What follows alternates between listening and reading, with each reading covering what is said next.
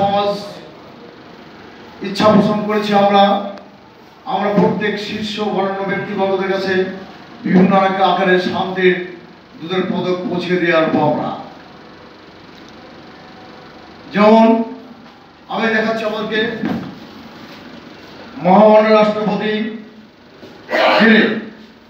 যাকে দিচ্ছি এইভাবে শান্তির দূত পদক। ইনি হচ্ছেন বাংলাদেশের সৌহার্দ্য সম্মান শান্তির দূত মহামান্য রাষ্ট্রপতি জনাব মোহাম্মদ শাহাবুদ্দিন দেন। তিনি যদি শান্তির সমক্ষে এগিয়ে আসেন অবশ্যই এদেশ থেকে এই সমস্ত অশান্তি দূর হয়ে যাবে। যিনি প্রধান উপদেষ্টা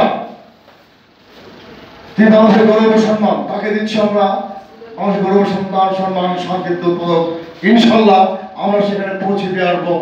আপনার সাংবাদিক জাতির বিবেক মেরুদণ্ড তারা আপনারা আমার সাথে থাকুন যদি ইচ্ছা পোষণ করেন তারা অবশ্যই আমাদের এই দেশবাসীর পক্ষে এই আহ্বান যাতে 13তম জাতীয় সংসদ নির্বাচন অবাধ জাতীয় সংসদ নির্বাচন অবাধ সুষ্ঠু নিরপেক্ষ শান্তিপূর্ণ উৎসবমুখর উদযাপন হয় এই লক্ষ্যেই আমরা চাই এর পূর্বে দেশের শান্তি কোনো সৃষ্টি হোক। আজকে প্রধানমন্ত্রী শান্তির উদ্যোগ হয়ে যান তাহলে আমাদের দেশে আশা থাকবে না। তারপর আমরা এমনি করে প্রধানমন্ত্রী আমাদেরকে দিয়েছি মানুষের আলো সম্মান শান্তির দূত। এইভাবেই আমরা দিয়েছি সেনাপ্রধানকে বাংলাদেশের আলো সম্মান শান্তির দূত। আমাদের মাঝে কয়েকভাবে ভাগ করা হয়েছে। যারা বাংলাদেশের মধ্যে আছেন